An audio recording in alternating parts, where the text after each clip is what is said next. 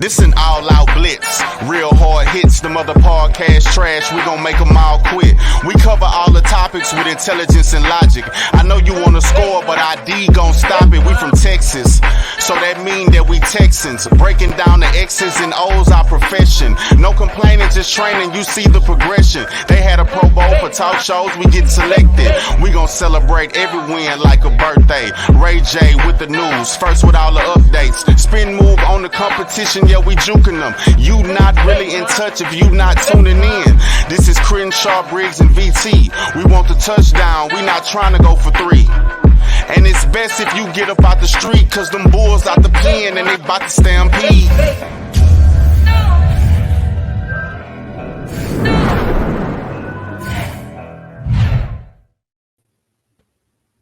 Yo, welcome to the Texans Fan Battle Podcast. I'm your host, Matthew Briggs. As always, we got a Houston sports legend in the building.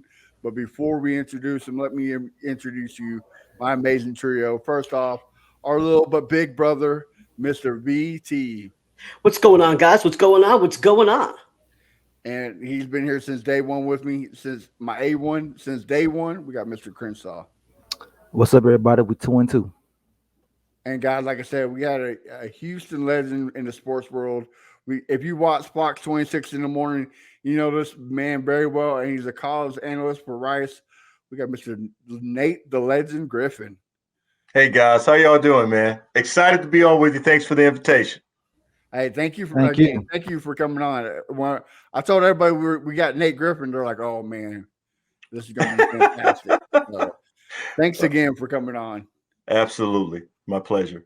Well, let's kick off with a little bit of NFL news before we jump in to the Texans while we're here.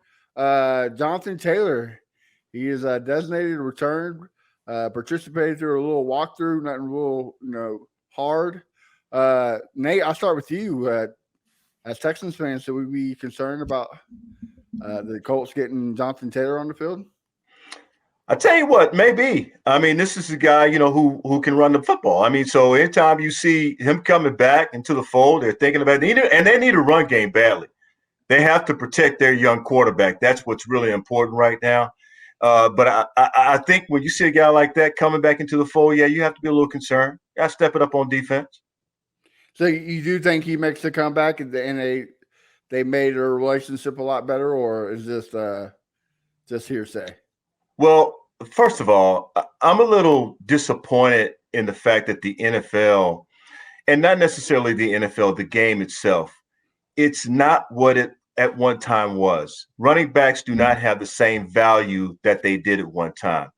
So they don't get paid like, a prime running back really should get paid.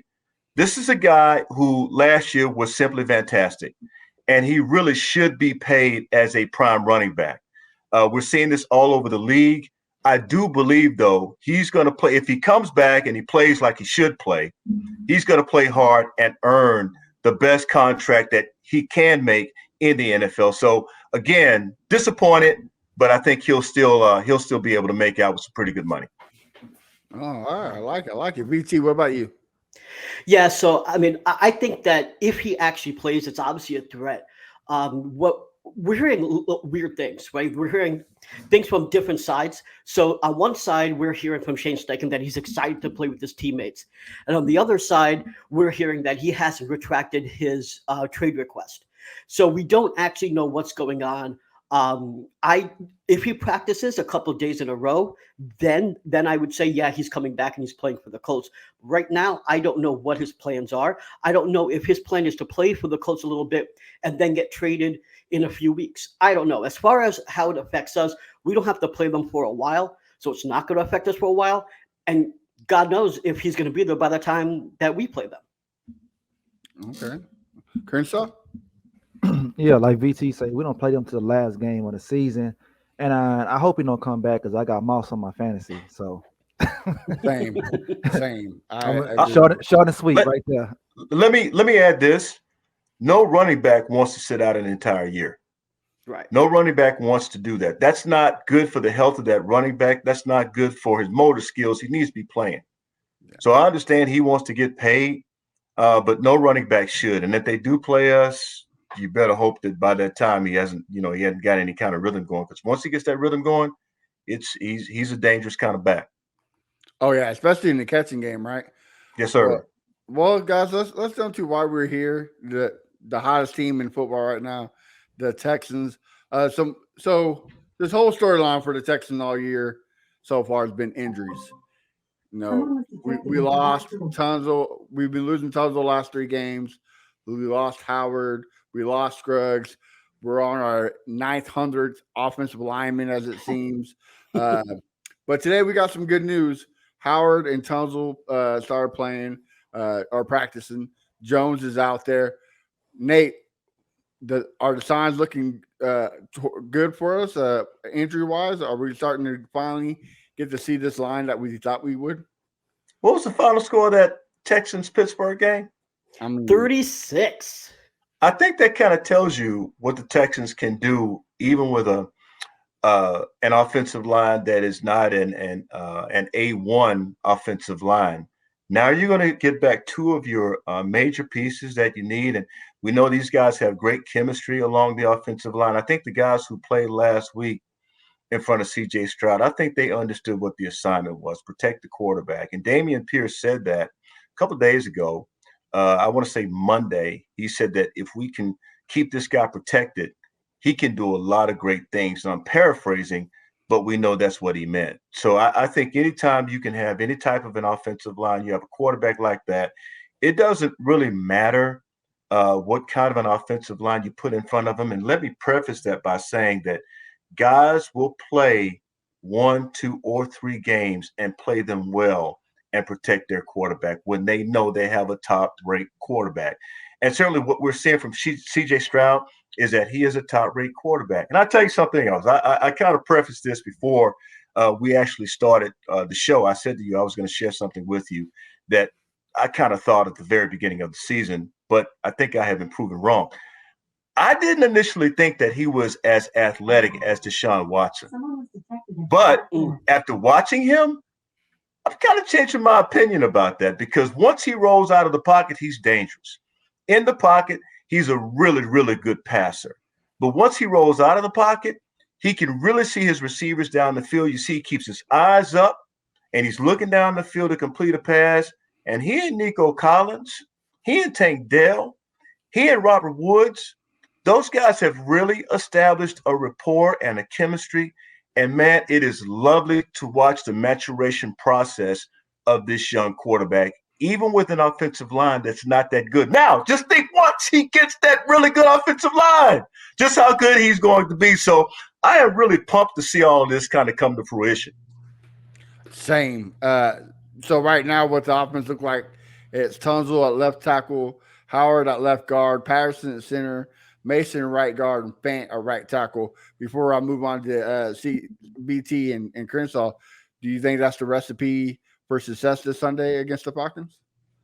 I do. I don't think the Falcons are the same kind of defensive team as the Pittsburgh Steelers, to be quite honest with you. And I'm going to tell you something else. Yeah. Or the Jaguars. I'm going to tell you something else. Do you know that the Texans have the 4th amount of passing yards in the league so far? Absolutely. 1,125 passing yards. They are the 4th ranked passing offense in the league behind the Dolphins, Rams, and the Vikings. That says a lot. And you're talking about an offensive line that has suffered injuries with key offensive linemen. So, yeah, I think they certainly have a chance against this Falcons team that has a quarterback that right now is not playing at his best. He hasn't even hit his prime yet. So, I mean, just imagine 3 or 4 years down the road, C.J. Stroud might be something fantastic to watch. VT, I know you've been channeling your inner Matt this week about scheming fixes everything. So, what's your take on all of this? Well, not only were you right about scheming fixes everything, but you were right about George Fant. He's playing phenomenally well, better than he has played in the past. He's holding his own, and I think that's why I think some people don't realize how well he's playing, and that's why people on social media are saying, why wouldn't you just put Titus back at right tackle? It's because Fant is holding his own. He's not letting up pressures. He's not really giving up sacks. And if you if you compare him and Titus Howard in the run blocking game, Titus Howard ain't no star when it comes to run blocking. His claim to fame is in pass protection. So you're not missing anything by not putting Titus out there. Honestly, with George Fant. Now, is Titus a better right tackle? Yes, but how much are you losing? It's the degradation is honestly marginal. At left guard, though, because we lost Kendon Green, Titus Howard is a better left guard than Dieter. Right now, Dieter's serviceable. Titus Howard is excellent. So I think the makeup right now that they have is a recipe for success. So overall, I think we're good. I think that's going to change again once Scruggs comes back.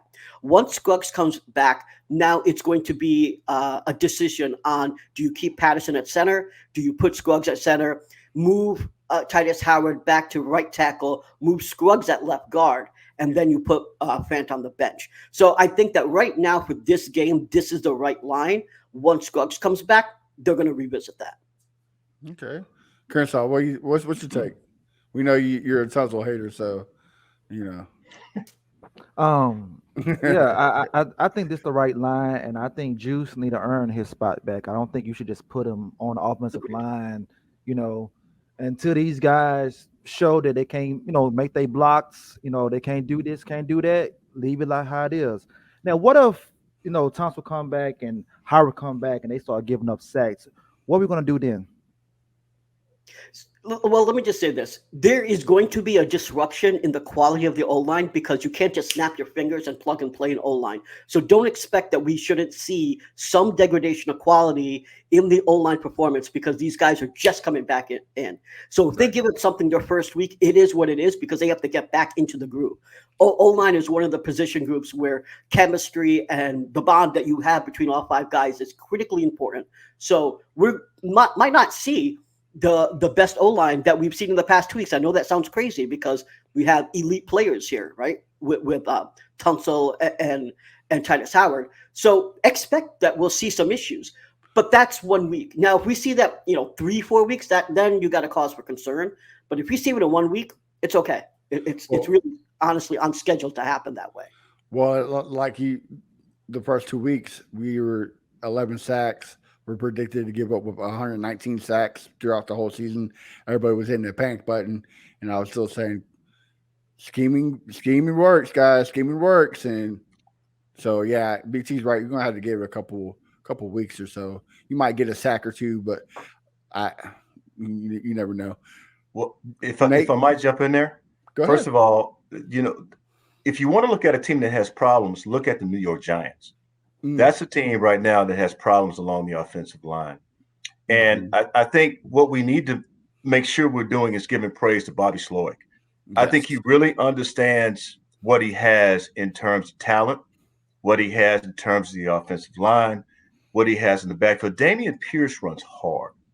And I know that I said this one morning on the show, blasphemy, for me to say that Dameon Pierce runs as hard as Earl Campbell. But I want to tell you this, he is a smaller version of Earl Campbell in the way that he runs the football. Earl Campbell ran over people. Dameon Pierce doesn't necessarily do that. He's not as big of a back. I can't really compare him to Earl Campbell. Earl Campbell, Heisman Trophy winner, the Pro Football Hall of Fame, all that. But I will say this, that Dameon Pierce as a running back does help. You always have to have a good blocking tight end.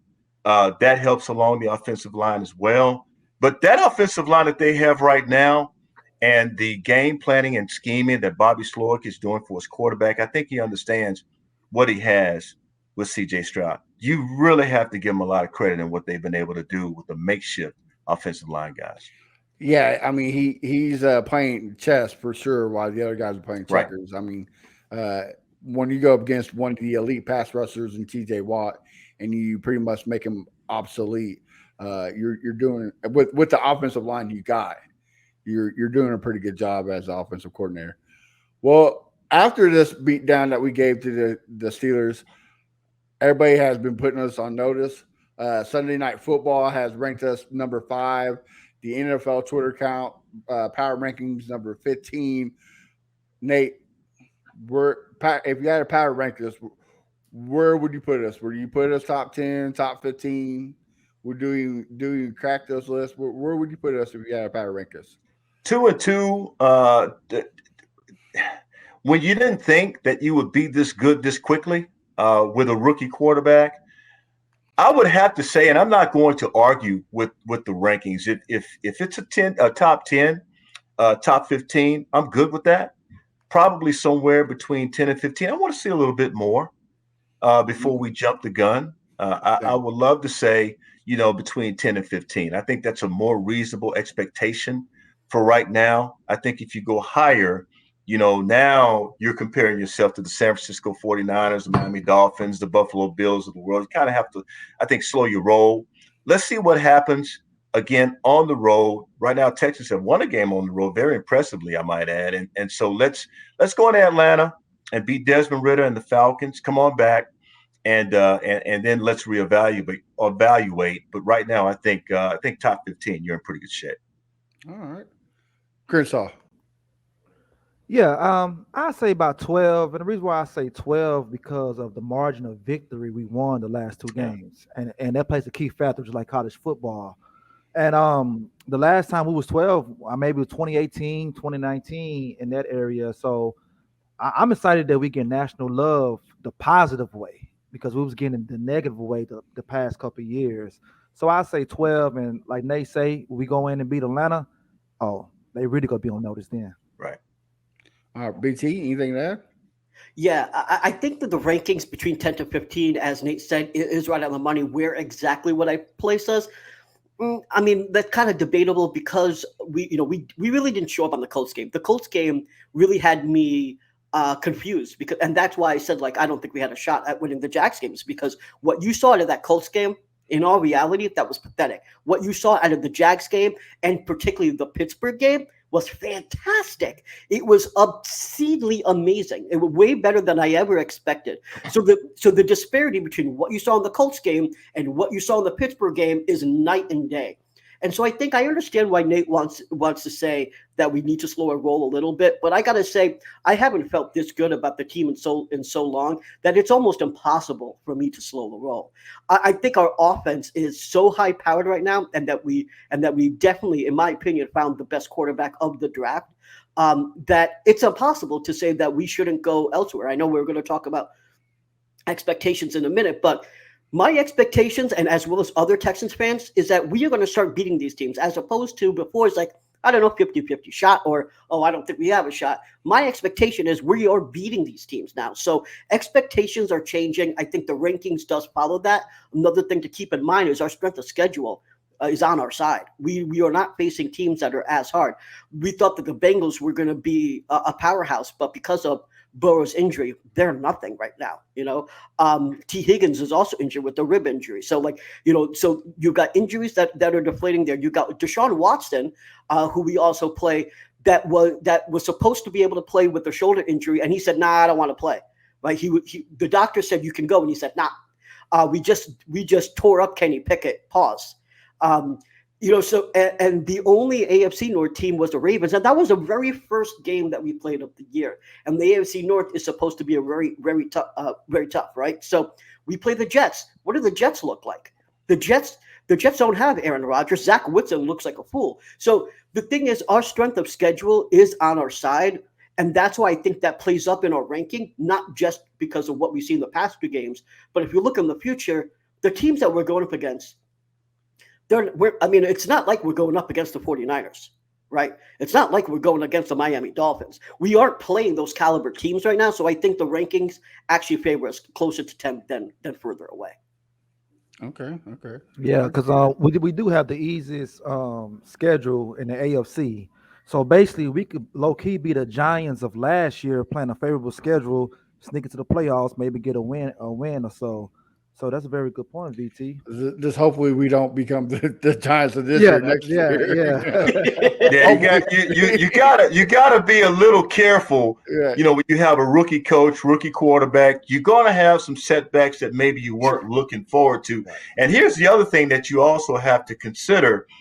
when you have a rookie quarterback, there's some things that other teams don't know about you. VT, as you pointed out, the first game you saw the way they played against the Indianapolis Colts and Anthony Richardson, that's not what you exactly expected, right? So what the Houston Texans were able to do is make adjustments. You saw a different team after they played Baltimore.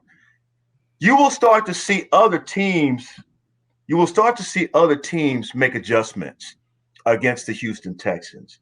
And with CJ Stroud, they will begin to understand what they need to do to play against the Houston Texans. Now, the advantage that the Houston Texans have is that they have a really, really good defense. Strength of schedule, you're absolutely right. It's not as strong as we thought it might be from the very beginning of the season. And no one expected CJ Stroud to mature as quickly as he has. But I still think there is a little cause for pause because you're talking about a 17-game schedule. Yep.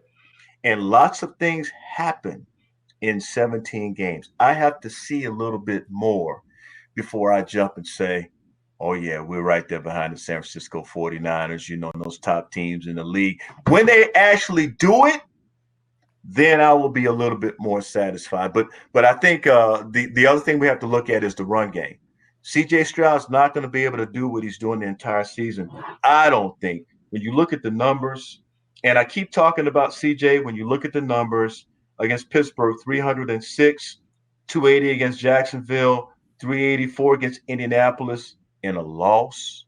And then you had Baltimore, 242 yards. So, while it may feel good and it looks good, I'm pulling it back just a tad because I don't want to be disappointed at the end of the season thinking, man, maybe they could have won 12 games when they only won 9 or 10. So I want to be a little careful. 9 or 10, when a lot of people expected 6 or 7, I'm a little bit better than 6 now. I will say that. I'm better than 6 wins because I said I predicted 6. I'm a little bit better than 6. I think I had John McClain on the show with me when we first started. He was thinking about 6 or 7. I'm thinking more like 9. Okay. Okay. I'm still at 6 or 7 just because, like you, I don't want to get my hopes up and then if we fall on our face, I'm not disappointed. So, we keep talking about CJ Stroud. His odds for Rookie of the Year for offense has went up through the roof. He's getting noticed. He'll be on the Pat McAfee show tomorrow at 2:30 Eastern time. Shout out to Pat McAfee.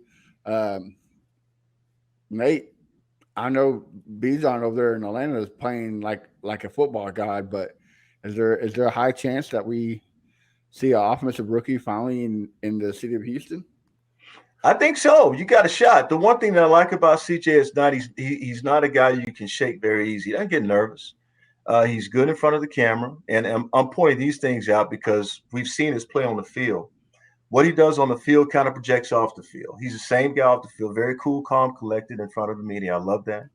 The bright lights don't bother him. He came from bright lights, being in Ohio State. That's the great thing about getting a big time talent like that out of a big time school. Those are things that you expect. This is what you expect to see. This is why he's going to go on the Pat McAfee show and knock it out of the park. And I think he's got a shot to win Rookie of the Year if he keeps matriculating, as Hank Stram says, matriculating down the field. If he keeps playing like he's playing right now, he's certainly got a shot. Texans keep winning. I just want to see how the Texans are going to respond with CJ Stroud playing the way he's playing right now. I do think that the run game has to get a little bit better. I like to see that. I like to see the run game kind of take over a game or two because I just don't believe in a 17-game season that you can win strictly with a passing game. You have to have a good mix. As Bill O'Brien, who's no longer with us, said, complementary football is the way to win games. He's right. You got to have a great special team. You got to have a great offensive team. You got to have a great defensive team. Texans have a great defensive team. It's going to help CJ Stroud in terms of being able to become Rookie of the Year. So, yeah, I think he has a shot at becoming Rookie of the Year, no doubt about it, if he continues to play the way he's playing. All right. BT?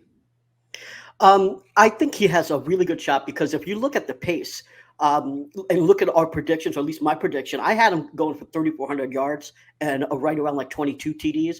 And at his pace right now, he's going over 5,000. So if he continues at this pace, then I think that he has a very good shot of winning Offensive Rookie of the Year. The reason why I think that Bijan, who's second right now, his odds may go a little less, and we're going to talk about this more when we go into the game preview. But Arthur Smith does not run him as much as he should. So even though Bijan is an incredibly good talent, he's not being used properly. So I think that the disparity there, where we're actually overusing CJ Stroud and the Falcons are underusing Bijan Robinson, actually puts it in CJ Stroud's favor. I love it. Crenshaw. Well, first of all, he's a quarterback, so he's already in favor already. Right. But to me, the most impressive rookie is the guy in with the Rams. I can't pronounce his name. Nakua?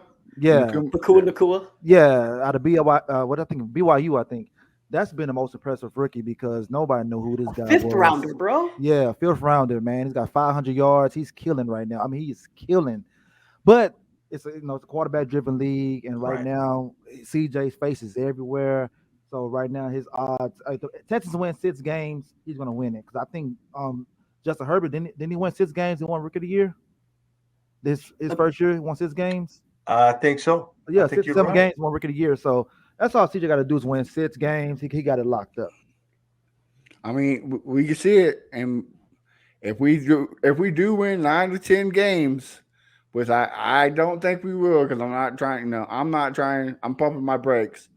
We can see D'Amico Ryans and the CJ Stroud winning a couple awards. So hopefully it happens. But like I said, I'm not shouting it out yet, like most Texans fans, because I don't want to get heartbroken like I've had the past couple of years. Listen, what's the worst going to happen? We get disappointed. I mean, I'm disappointed. I've been disappointed every year for the last few years. You know why?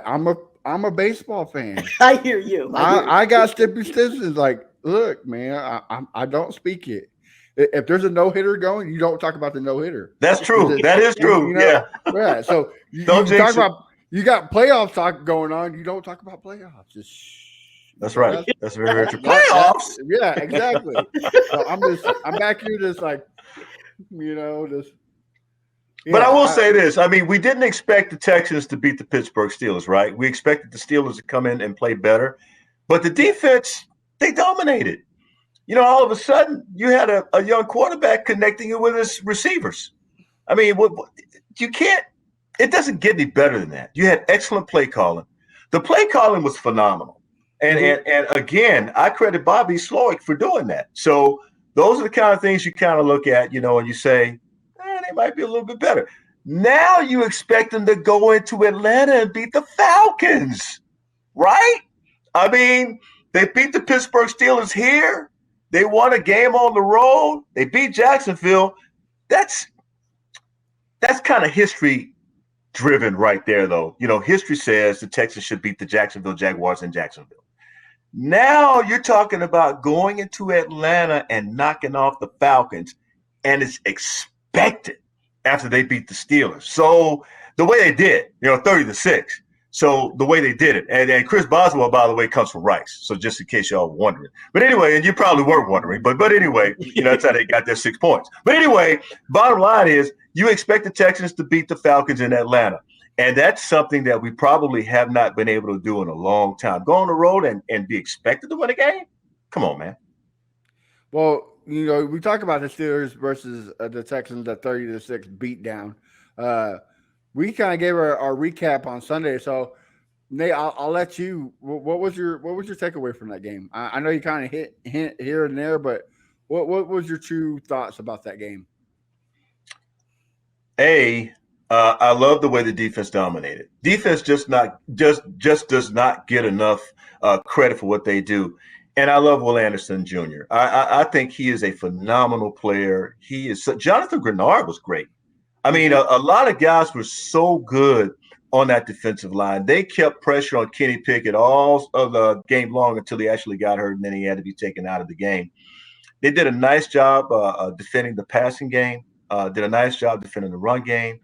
just did a nice job overall. And I think that what they're looking to do now is try to turn teams over. They need to turn teams over a little bit more. You see what happens when you get turnovers. Good things happen when you turn teams over. So I want to give the defense a lot of credit and D'Amico Ryans with that scheme that he's got going. Now, offensively, we saw, again, we could talk about C.J. Stroud all we want. We also saw Nico Collins. He was really, really good, man. And he came to play for his quarterback. Now, the other thing that we also have to make sure we recognize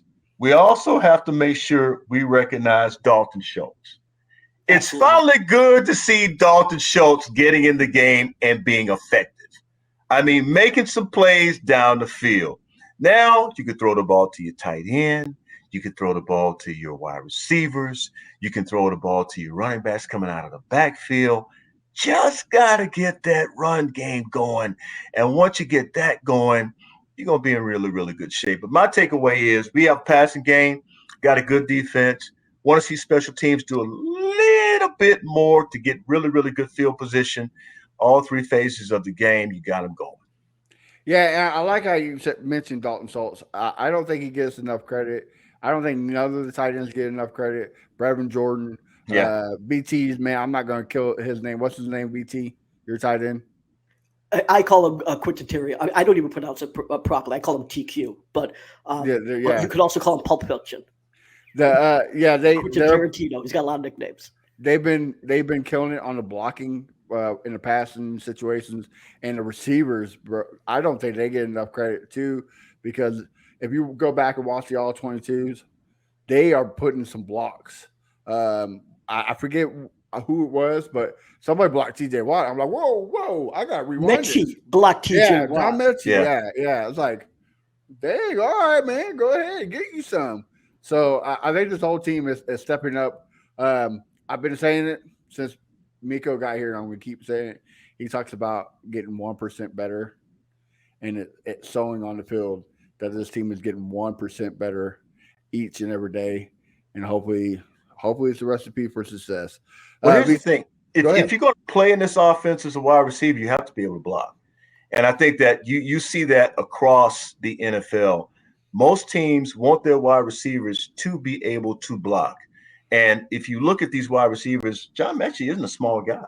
I mean, he's got good size. Nico Collins is not a small guy. He's a big guy who's able to block. The only small guy you really have to worry about is Tank Dale. You know, you don't want him getting hurt trying to. Yeah, you don't want him getting hurt trying to block linebacker. You know, but his job, you know, if he's not in the pass play, you know, his job is to block downfield. And so these receivers have to be able to block. That's a good thing to see, especially when you got a guy running out of the backfield like Dameon Pierce. Oh, most definitely. Speaking of Dameon Pierce, I know BT has something to say in a little video to show. So BT, go ahead and go. So I'm going to hope this works right. I tried it earlier and it did. So if it doesn't, I apologize. But the first thing is, first I have to give a little shout out to Moderate Texan. I'm part of the film study group that him and EXO do. And if you haven't already, he puts on a show on YouTube at 7 p.m. at the Moderate. It's called the Moderate Texan YouTube channel. Go ahead and check that out. And one of the things that we've been watching at the All 22 is Dameon Pierce. And here's a little video. So what you're going to see here is, all right, so look at Dameon Pierce right here. Right now, he's got a lot of green in front of him. What does he do? He runs into contact. Like if you're looking right here, what does he have in front of him? Can anyone see what he has in front of him? Yeah, he got green, but green. Dalton should have picked up a block. He didn't block anybody right there, though. No. Look at Dalton. Dalton doesn't need to because 39's right there. His job is to get off at 39. And the thing is, Dameon Pierce shouldn't have been to the left. He should have ran straight. The problem right there is that Dameon Pierce literally ran into contact when he could have ran straight. Run that back. Run that back. Can you run that back? Yeah. Run that back for me. Okay, so run the play, and I want you to slow it down when you get to Dalton Schultz. Okay, so there's the pass. Now watch this. Stop it. Wait. Pick. Right, there you go. See if you can go back on. Okay, go back a little further. Look at Dalton Schultz's head. he's looking at the linebacker or the defender on the right. That's where Dameon is running. Dalton is looking at the defender when he probably should have been looking at 39, but he's trying to figure out what Dameon Pierce is, right? So Dameon is looking at this defender thinking, my knees. I'm just telling you, he's thinking my knees. I've been on that field. I understand. He's looking at my knees. I understand why he ran behind Dalton Schultz versus taking the green. He's thinking my knees. He's not sure how well that defender can recoil and get to the spot. He's probably thinking, maybe I can outrun him, maybe I can't.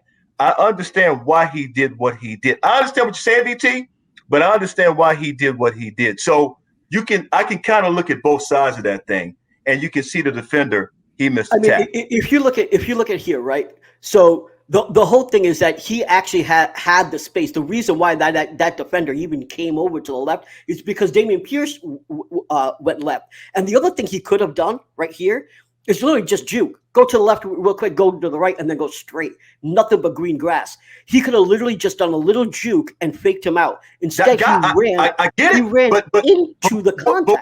But when you're out there on the field, when you are the man on the field, you never know what it is. Sometimes you can't see all 11 guys. It's very difficult.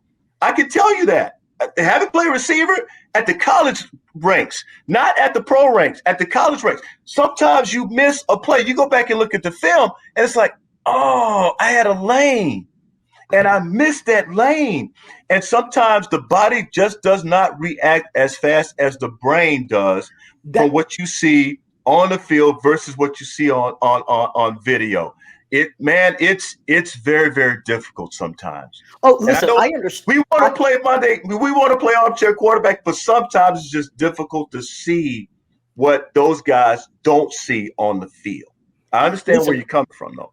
I understand 100% that he's not seeing what we're seeing in the All-22. Yeah. But the problem is that when you look at this is a consistent problem that he's had through all 4 weeks.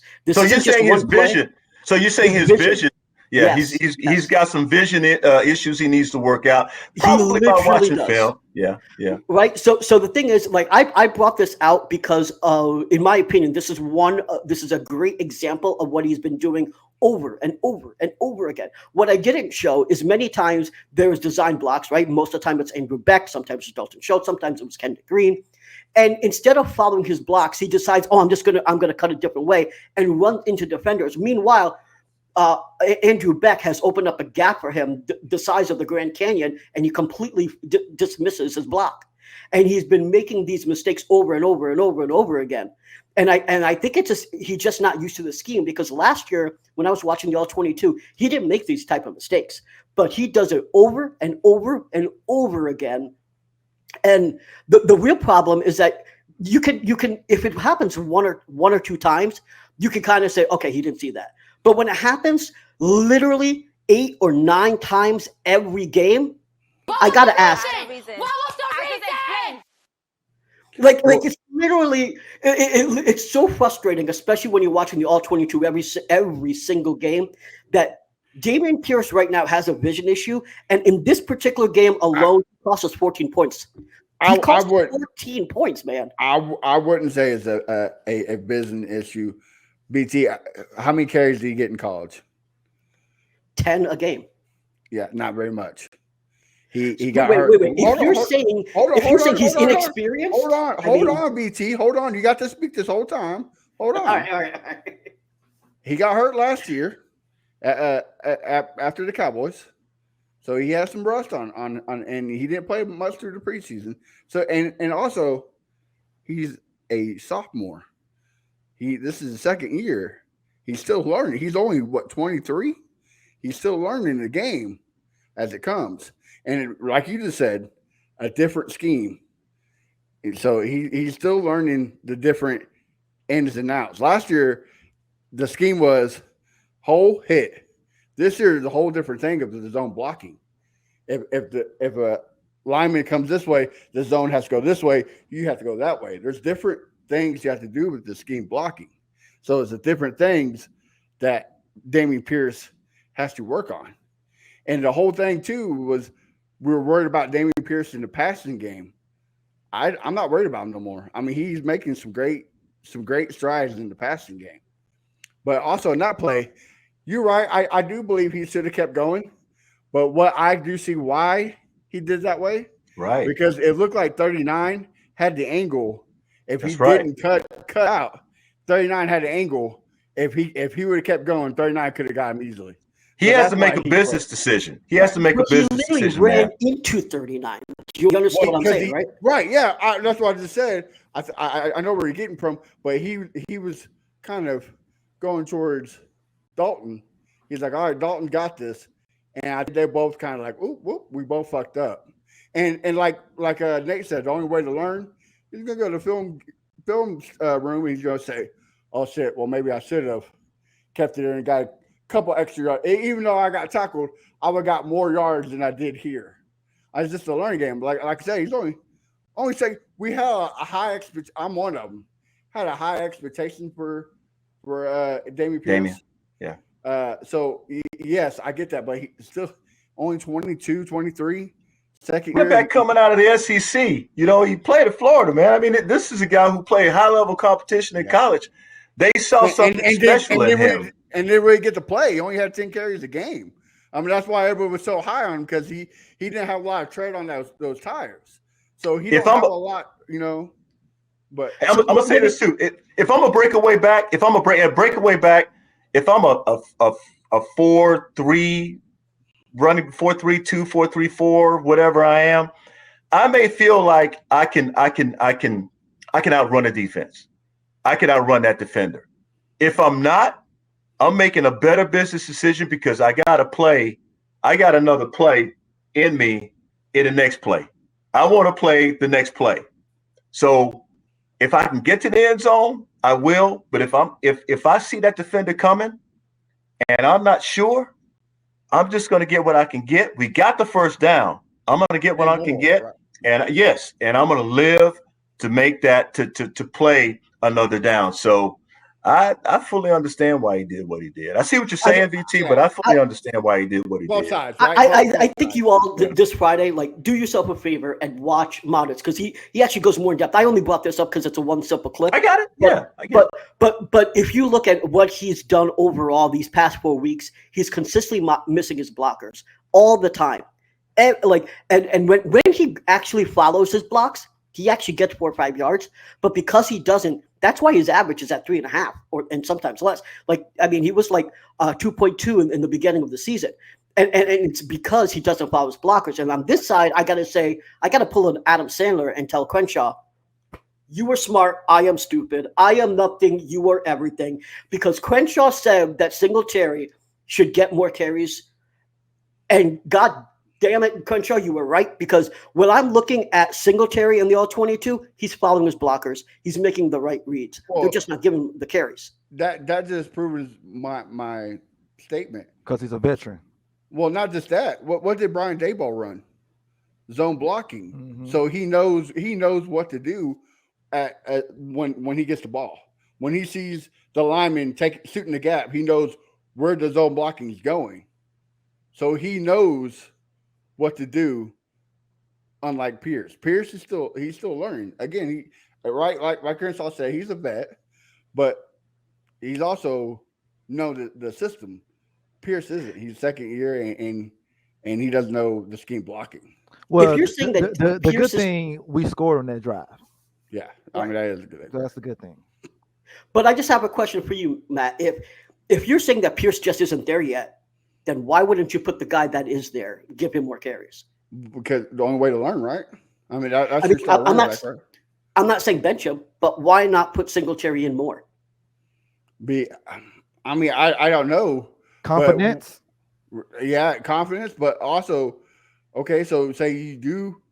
We don't know if Singletary's getting all these plays because of his ability or the defense is gassed, because he comes in for a different pace. He comes in the later games. So what happens when we put Singletary instead of Pierce and he's only averaging 3.4 carries yards to carry? Are you going to want him benched too? I mean, they're two different style runners, don't you think? Right. Yeah. That's Is this something you got now? Say go week 10, week 12, and Pierce is still having a hard time hitting the gap. Then yeah, there is some time to worry, and maybe you do bring Singletary on more carries, and then try to fix that in the off season. But right now, you still got to market to inexperience and just the game. There's so many variables to go with the stats right now because he's a young back. It's a new system, and like Nate says, you don't know what that guy's thinking on the ground.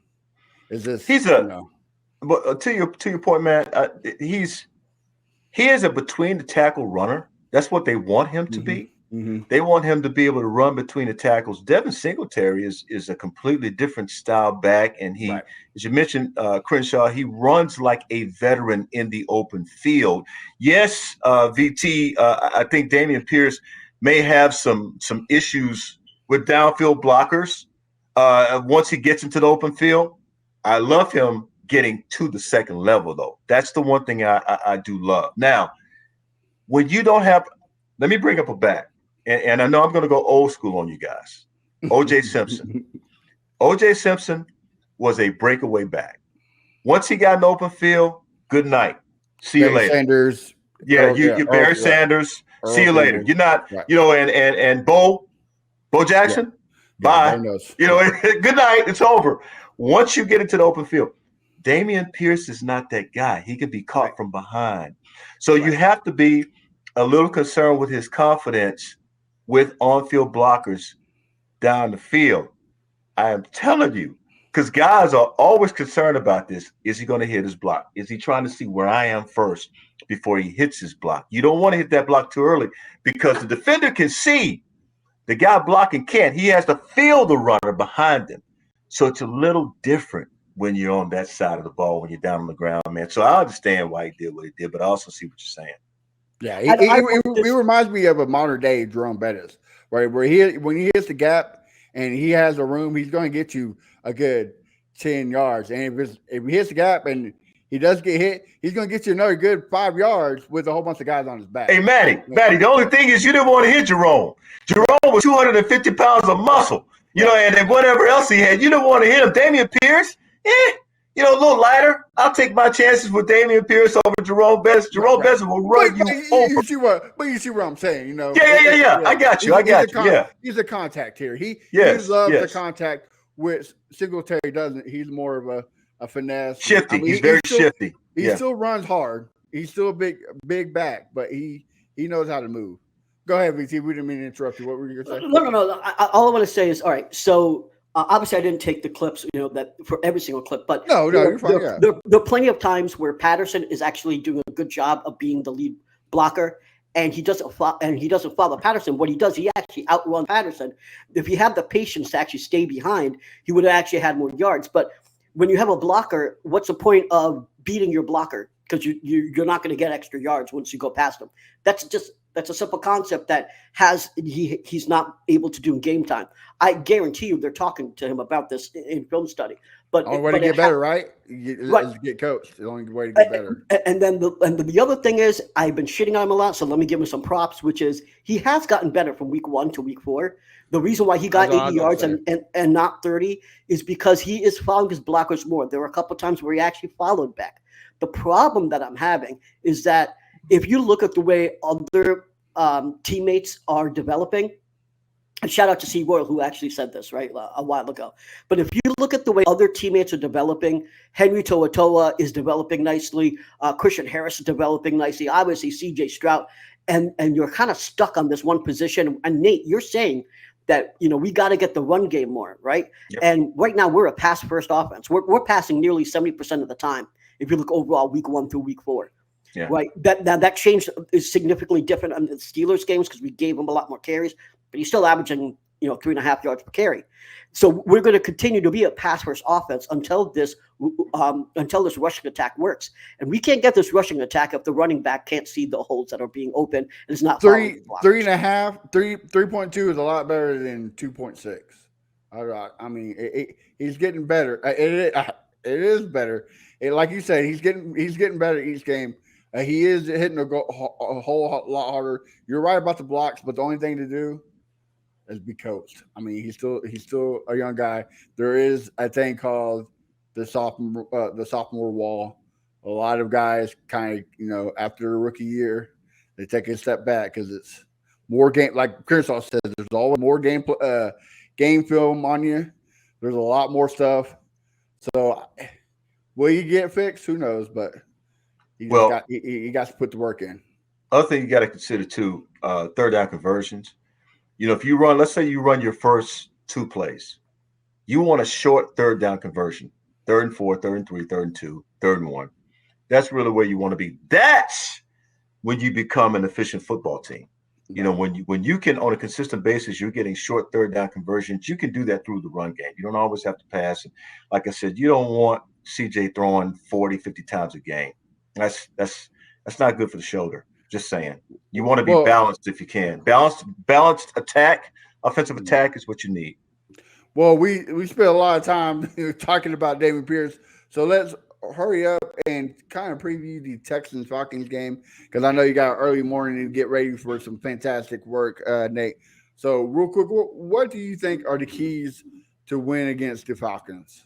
Well, first of all, time of possession. Time of possession for the Houston Texans. Keep the Atlanta Falcons offense off the field. They're a quarterback. They have some problems right now. I think he's got 6 touchdowns, 3 picks, and they're not very happy with that. So you want to win time of possession game number 1. You want to see if and we talked about the run game, and I'm going to harp on it again. You want to see if you can establish your run game against the Falcons. Obviously, you want to get players involved. I think you have to get all 4 receivers involved. You want to get Schultz. You want to get Woods. You want to get, obviously Collins, and you have to get Tank Dell going. Tank Dell had a pretty good game last couple of games, and obviously Nico Collins had a really good game last game. So you want to keep that going, and you also want to work on your offensive line. You want to say, okay, my offensive line, they were okay against Pittsburgh. Can you continue that? Defensively, again, keep the pressure on the Atlanta Falcons offense. There's a lot of keys in this game, but I think first and foremost, time of possession. And can you get that offensive? The same type of offense that you had going against the Steelers? Can you do that against the Falcons? Okay, BT, real quick, what do you think? How can we win this game? Well, offensively, this is probably going to be the best secondary that we've gone against. They're rated like top 5 in the league at this point. Bates has been doing his job really well. So I think what you have to do here is, CJ has been throwing dimes and he's very, very accurate. So he obviously has to continue to do that. Don't make stupid mistakes in the passing game. And I would like to run against them. I don't know if that's necessarily going to be possible. We went against Pittsburgh, who had the 3rd worst rush defense in the league, and we really only got 80 yards out of them. So the Falcons are basically a mid-level rush defense. They're right around where we are. So I don't know if we'll be able to rely on the run as much as Nate wants. I wish we could. I think that what we have to do is we have to score points right out of the gate. The last 2 times we've won the coin toss, we deferred. We said, let's get the ball second. And this time we have to get the ball first if we win the coin toss, because the moment that we can score first and have a 7-0 zip, Arthur Smith will go away from the run real quick because their biggest threat is Bijan Robinson. And so if you are scoring first, he's going to force Ritter to throw. And by forcing Ritter to throw, he's going to have to go against our secondary. And he has to go against Shaquille Griffin, Steven Nelson, Tavir Thomas, who's back, Jalen Petrie, and we'll have a couple picks. So the point here is force him to throw, and we can win. Offensively, CJ's got to be CJ. Our receivers got to be receivers. They're doing their job. I have no issues there. Offensively, the only issue there is a run game. Defensively, they have to take the ball away. And if you want to win time of possession, the way to do it is takeaways here. Kershaw, speak to me, brother. Like VT say, offense, CJ keep being CJ. Hopefully the run game does come back since we got hopefully Titus and Tunsil's back.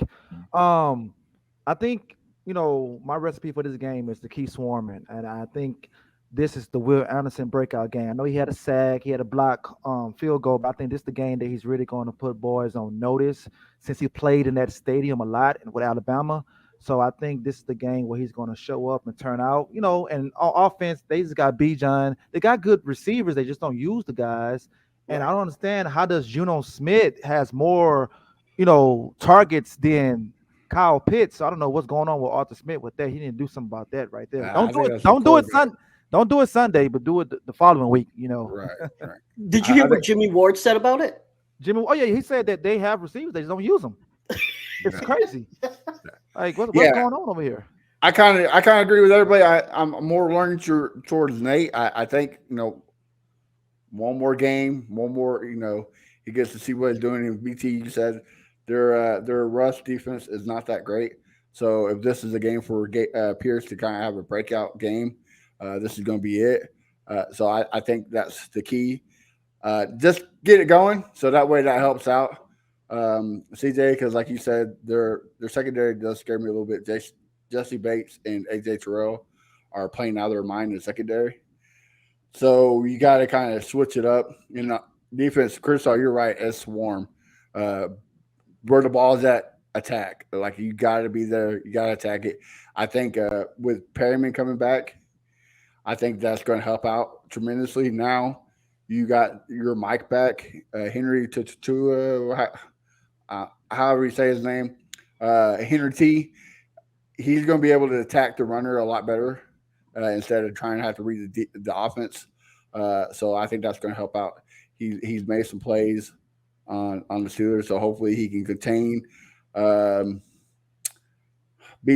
I don't think he's going to be very well, but that's the way to stop him, is to stop the run. So hopefully we come out with the W. But my prediction, we're going to, like I said, ever since we started winning is when I started us predicted to lose. I predicted us to lose last 2 weeks. We won, so I'm predicting us to lose 24-17. Falcons are going to win it. I'm just Nate. I gotta keep to my ritual, right? I gotta keep going. I understand. You don't want to be let down. I understand. You don't want the disappointment. No, not just that. I'm a ritual guy. Like I'm gonna be wearing the same jersey I've had the last 2 weeks. Yeah. I'm gonna keep eating the same stuff. Like, no voodoo over here. So. You are going to wash your undergarments, right? Yes, that one thing I do. I do like I do like sleeping in the same bed as my wife. So I kind of figured that, man. There you go. Keep in mind, our young quarterback is not throwing a pick this season. Yes, they don't turn the ball over. If they get the run game going, they win time of possession, keep Desmond Ridder and Bijan off the field. I am telling you, man, I feel real good about their chances, and the play calling of Bobby Slork. I feel good about their chances, man, because the defense is going to be the defense. It's kind of like what's my man's name? How can I forget him now? The actor. He says and I can't even think of the movie.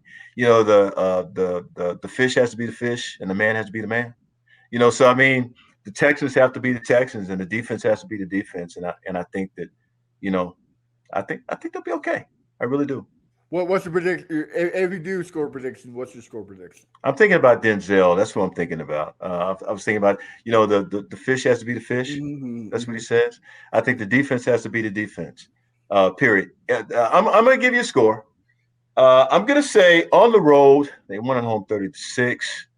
I'm going to go with 27-14 Texans. Ooh, okay. I like it. Mm-hmm. BT. 27-14 Texans. Score prediction, what you got? Yeah, I mean, so they're 2-2, we're 2-2. So in that sense, you kind of match just in terms of wins, losses. Obviously, I already said that Bijan is the biggest X factor. He's getting 6 yards per carry, so you got to stop the run. If you get the ball first, score first, and force Ridder to throw the ball, he has a 77.9 passer rating. He's honestly not great at all. 3 TDs, 3 interceptions. So just forcing him to throw, we should be able to get a couple picks. My prediction is that this will be the first game that CJ actually throws his pick because the secondary is that strong. Ooh. Having said that, we will still win. I still think that won't change the outcome of the game because I don't think they'll be able to capitalize on that interception. I think at most they'll get a field goal, and we'll end up with 31-17 Texans. Oh, okay. Crenshaw, you get spicy with it? No, I'm going to jump right into it. 30-13 Texans. All right. Love it. Love it. See, everybody expects the Texans to win, except. But there's a reason. Yes. There's a reason. I got it, man. I got it. I really do. I got it.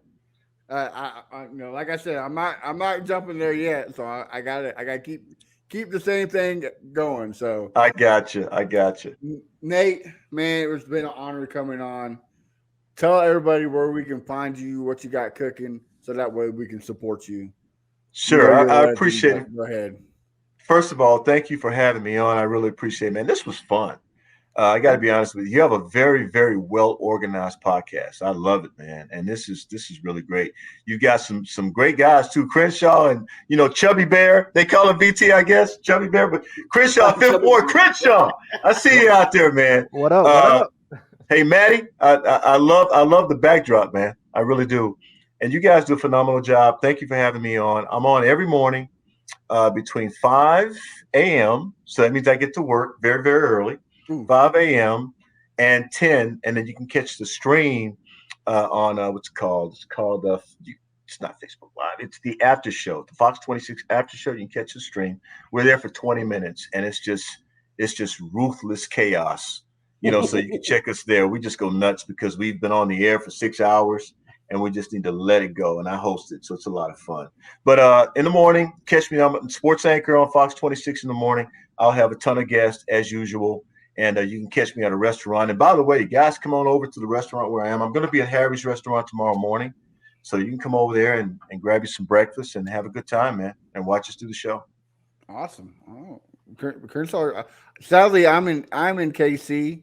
I hate it here, but happy wife, happy life. So next time I'm in Houston, I have to take you up on that. BT, where can we find you at? You can find me everywhere at Brown Chubby Bear. I'm on Threads, Facebook, and obviously Twitter. I'm on Spaces quite a bit. So, if it's during the day and if I don't have a lot of conference calls, I jump on for 30, 40 minutes. But typically every night I'm on a space hosting or co-hosting or just joining, talking Texans football and talking about the rest of the NFL. And Crenshaw, what about you, brother? You can find me at Fifth Ward Crenshaw everywhere. And Nate, real quick, who is the best football player to come out of Rice? James Casey. The best football player? Yes. Oh, man. I tell you what, there've been some really great ones. I'd have to say probably James Casey. One. That's my boy. I love me some James Casey. Best tattoo. Jared Dillard. Okay. Jared Dillard. Chase Clement. Tommy. Why am I having a blank on his last name? Played quarterback in the league, was one of the best quarterbacks in the league. Kramer. Tommy Kramer. Yeah, Tom Kramer. Obviously, Tommy Kramer. And then there's some old school guys that just, thank you, Michael. Yeah, Tommy Kramer. There's some old school guys. Man, it's a lot of great players that came out of Rice. And I'm missing Donald Hollis. Covington. Who played at Lamar. Yeah, Christian Covington. Yeah. A lot of Philip Gaines. You got a lot of guys, man. A lot of guys. And you still have some guys in the league. Blaine, what's Blake's last name? I can't think of his name right now. I'm having some. OJ Brigance. Let me not forget about OJ Brigance. He won a couple of Canadian championships. Won a championship with the Baltimore Ravens, linebacker. A lot of great players, man, that come out of Rice. All of them, and they're gonna beat me up because I can't think of all of them right now. But I'm just telling you, some really good ones. ND Kalu. I better not forget about ND Kalu, man. Oh my God, man. ND would kill me. Phil Ford, you almost set me up, man. You set me up for certain death. Oh my God, man. Jeez. Andy Kalu, man. Don't forget about Indy. Oh my goodness. Yeah. Indeed. Funny stories. I had a scholarship offer to go play Rice baseball. Did you? I turned it down for for Sam Houston State. Which I wish I would have stayed with Rice instead of Sam Houston, but So you could have played for Wayne Graham. That was one of the reasons. That's one of the reasons why I was leaning towards Rice, but I was just young and dumb. But you played for his assistant at Sam Houston. I did. Yes, sir, I did. That's not bad. No, that's not bad. But still legend. I see some regrets. Yeah, legend or his assistant. Yeah, but I see some regrets. You live and learn, right?